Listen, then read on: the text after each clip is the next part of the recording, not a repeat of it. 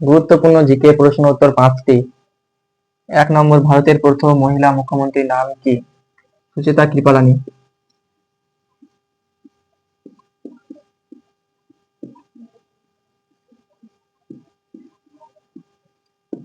2 নম্বর, স্বাধীন ভারতের প্রথম ডাক টিকিটে কোন কথা লেখা ছিল? জয় হিন্দ।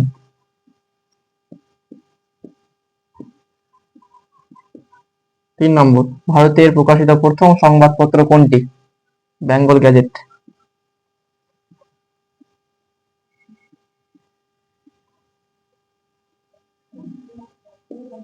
4 নম্বর, ভারতে প্রথম ক্রিকেট খেলা কবে শুরু হয়?